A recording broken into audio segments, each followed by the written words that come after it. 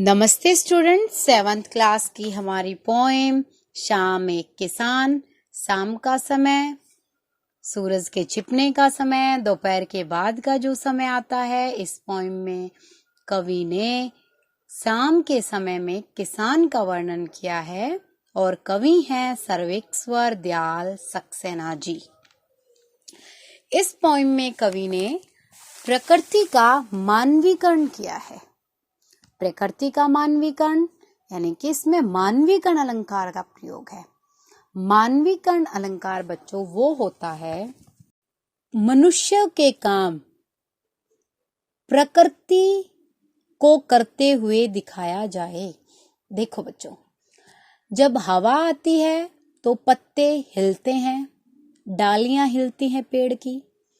लेकिन जब कवि ये कहे कि पेड़ तो नाच रहा है, नाचना काम किसका होता है बच्चों? मनुष्य का। लेकिन कवि यहाँ पर किसको करते हुए दिखा रहा है? पेड़ को। यानी कि जब पेड़ मनुष्य के जैसा काम करते हुए दिखाए कवि, बात हम भी समझ गए बच्चों कि पेड़ नाचते नहीं है। पेड़ तो हवा आती है तो हिलते हैं, हवा नहीं आती तो नहीं हिलते। लेकिन कवि ने बात को समझाने के लिए क्या कहा? पेड़ नाच रहा है।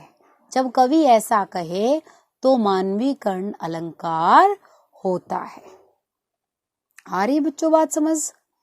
कोई भी ऐसी घटना, ऐसी बात जो मनुष्य करते हैं लेकिन कवि उनको प्रकृति को करते हुए दिखा रहा है। डेफिनेशन देखो स्टूडेंट्स, जड़ प्रकृति की चीजों पर मानवीय भावनाओं का आरोप हो, यानी कि किसी सजीव निर्जीव चीज पर मानवीय भावनाओं का आरोप पाया जाए।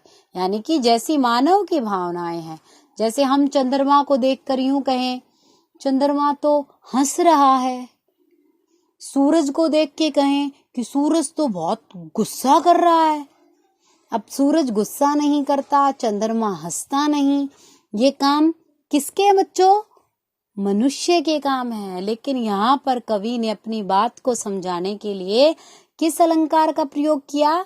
मानवीकरण अलंकार का प्रयोग किया। इसलिए इस कविता में भी कवि ने अपनी बात को समझाने के लिए मानवीकरण अलंकार का प्रयोग किया है। एग्जाम्पल, नृत्य करने लगी डालियां। नृत्य क्या होता है? नाचना। डालियां कभी नाचती है बच्चों? नहीं नाचती। यानी कि डालियां नृत्य करने लगी, डालियां तो हिल रही हैं, लेकिन कवि ने हमें समझाने के लिए क्या कहा कि डालियां नृत्य करने लगी। मेघ आए बन ठन के सज सवर के।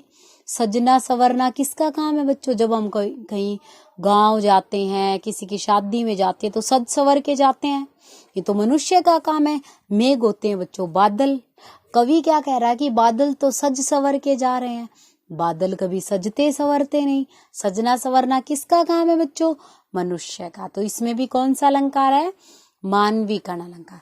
आज आपने बच्चों अपने आसपास की सभी चीजों को देख के मानवीकरण अलंकार बनाने। आप कैसे भी बना सकते हैं। जैसे कि आपको कोई बर्तन बजता हुआ सुनाई दे तो आप ये कह सकते हैं कि बर्तन गीत गा रहे हैं।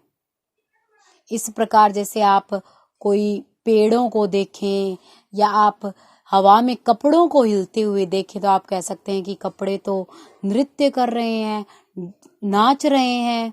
या फिर आप किसी भी फूल को देखो, खिला हुआ फूल, आप कह सकते हैं कि फूल तो मुस्कुरा रहा है। इस प्रकार आज आपने मानवीकरण अलंकार बना के देखना है।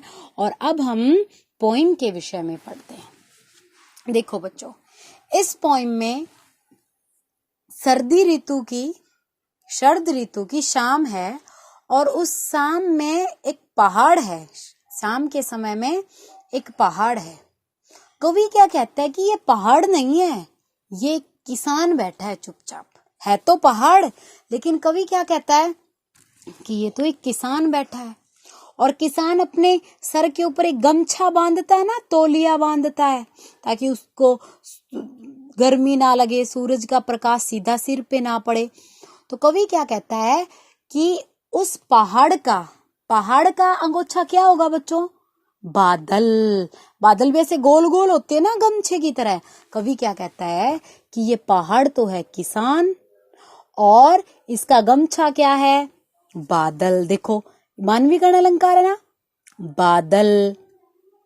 और यानी कि अब वो उस पेड़, उस पहाड़ को किसान मान लिया। किसान के क्या क्या काम करता है, जो असली में एक किसान काम करता है वो पहाड़ को करता हुआ दिखाया है।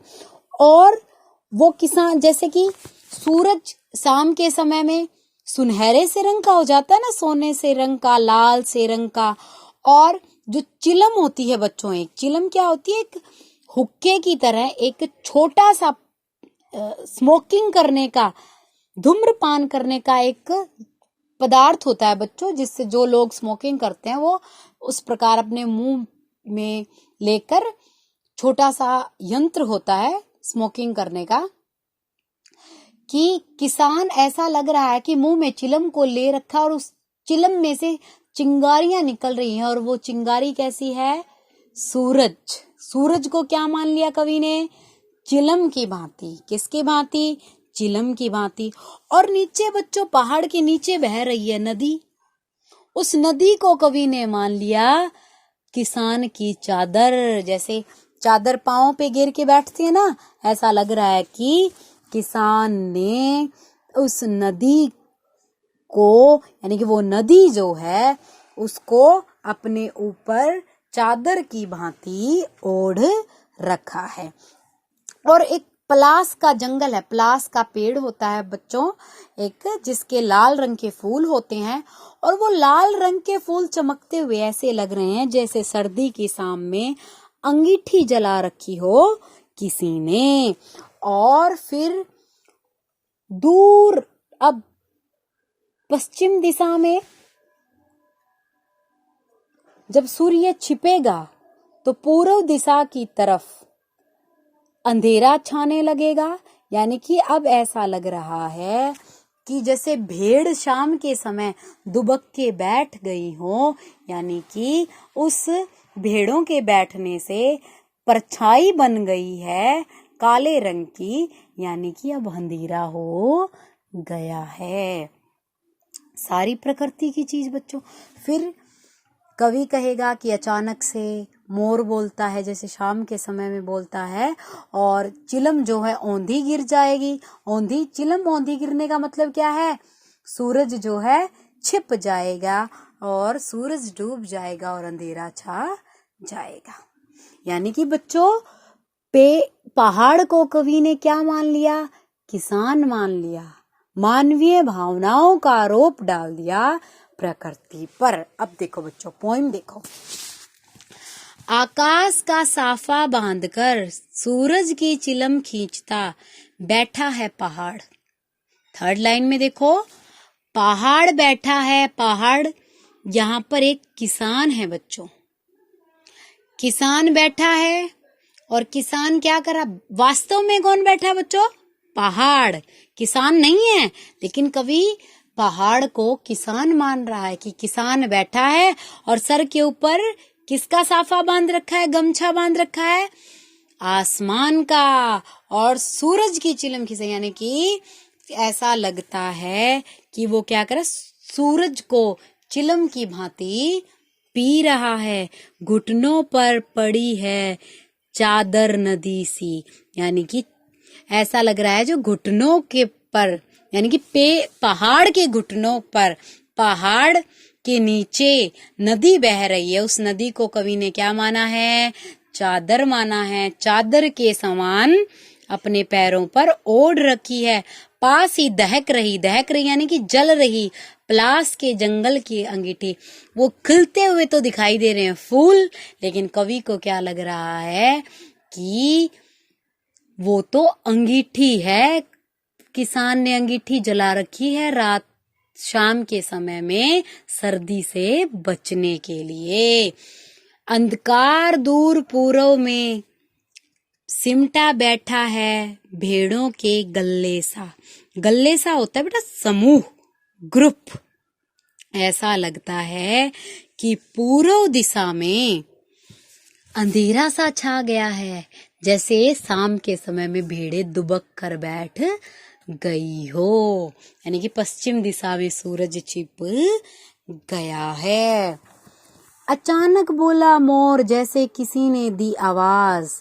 एकदम शांत समय हो गया। संध्या के समय जब फिर सूरज अस्त हो जाता है, शांत समय हो जाता है, जैसे किसी ने आवाज दी हो। सुनते हो, जैसे किसान को किसी ने आवाज लगाई। बोला तो क्या, कौन है? मोर। लेकिन कवि को क्या लगता है कि किसी ने आवाज लगाई। क्या आवाज? सुनते हो। चिलम औंधी धुआं उठा, यानी कि चिलम उल्टी गिर गई। उल्टी गिर गई यानी कि चिलम बुझ गई। चिलम कौन था? सूरज। सूरज छिप गया और धुआं उठ गया, यानी कि जो अंधेरा सा छा गया वो एक धुआं उठ गया। सूरज डूबा, अंधेरा छा गया, और सूरज डूब गया है और अंधेरा छा गया है। कवि बताना तो क्या चाहता है बच्चों कि शाम का समय है, पहाड़ है, जंगल में पलाश के पेड़ है, लाल रंग के फूल है, ऊपर आसमान है, नीचे नदी है।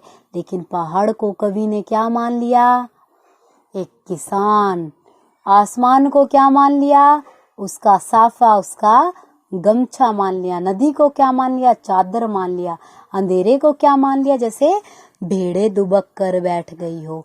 आवाज तो दी मोर ने। कवि क्या कह रहा है कि किसी ने किसान को आवाज दी कि सुनते हो। और एकदम से चिलम औंधी गिरी।